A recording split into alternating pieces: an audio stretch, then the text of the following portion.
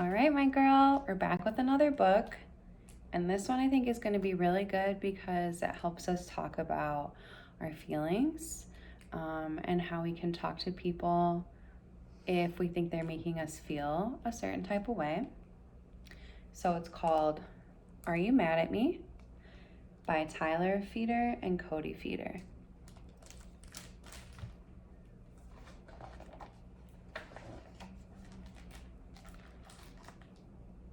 Opal Feather loved her long neck. It helped her reach the highest branch, spot her friends in crowds, and it looked great wrapped in her favorite scarf. But when Opal was anxious, her neck felt as wobbly as a spaghetti noodle. Her family lovingly called this the noodles and tried their best to help. Her mama reminded her she was brave. Her pops wrapped her in snuggly hugs. Her sisters told their silliest jokes. If only getting rid of her worries were that simple. Today was one of Opal's favorite days of the year, the Feather family's annual soiree. Everyone pitched in to make it extra special. This year, it was Opal's job to pick up the triple-layer double custard beet and berry tart from Ms. Peanut's Bakery. The tart was a Feather family tradition. No soiree was complete without it. Opal already felt a little noodly. Picking up the tart was a big responsibility. Step by step, she ran through the routine that helped her stay calm before doing something new and scary. She wrapped her special scarf around her neck, gave herself a pep talk in the mirror, and took 3 deep breaths. She was on her way. As she walked along the path, she noticed a familiar set of spots up ahead.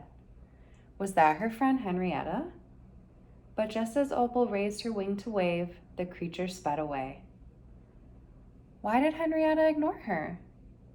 A familiar lump grew in Opal's throat and traveled all the way down her neck until she was wobbly as a noodle. She called out to her friend, "Are you mad at me?" Henrietta rushed back to Opal with a confused look on her face. "Why would I be mad at you?" Opal sniffled. "You ran away when I waved," she said.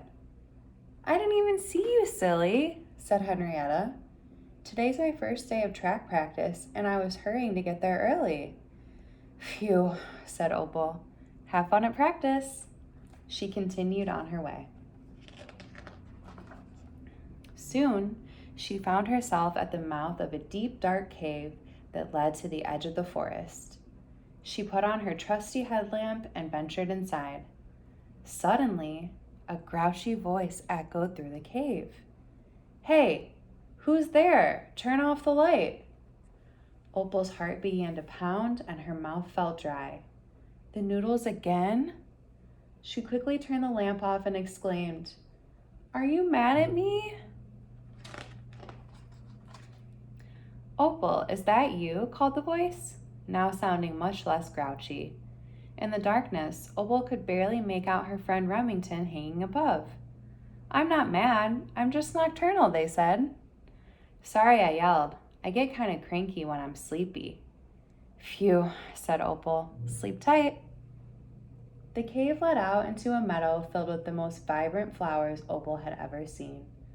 "I should pick some of these for the party," she thought, and got to work. As she bent down to pluck another blossom, a tiny voice shouted, "Hey, miss, I'm working here." Oh no! Throat tight, neck wobbly, legs like jelly.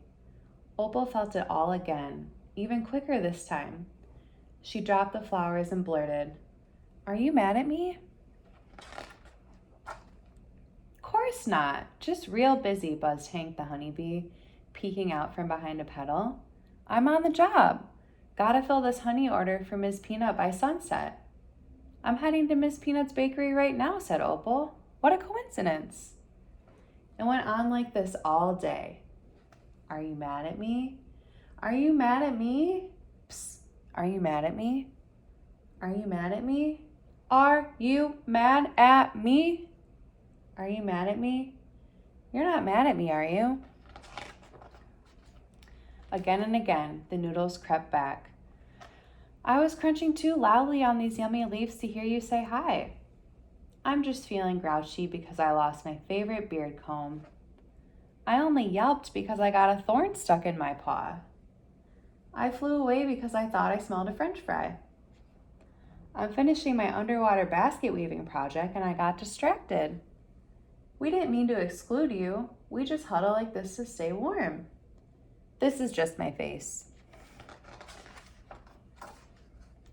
By the time Opal got to the bakery, she was pooped. Being anxious was a lot of work. Hello, Opal, said Miss Peanut. Look at you, old enough to pick up an order by yourself. How was the trip here? Opal told her everything. Why don't I join you for the walk back, said Miss Peanut. I'd be leaving for the party soon anyway. You know, said Miss Peanut as they strolled side by side, when I first opened my bakery, I constantly worried that customers were mad at me. Turned out, most of them were just hungry. Opal giggled.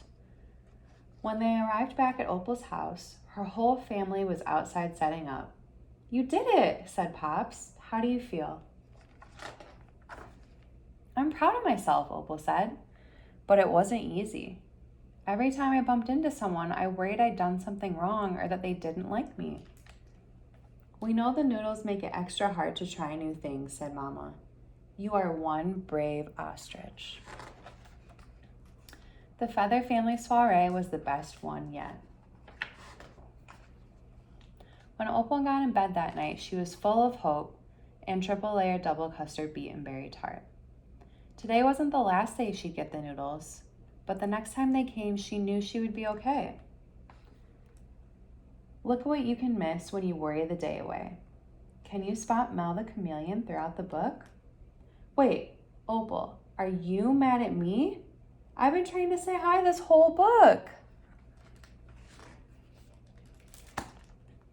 All right, my girlie, I hope this helps you know that being anxious is okay and that you can always talk to people if they make you feel a certain way to try to understand if that was their reason or if there's something else going on.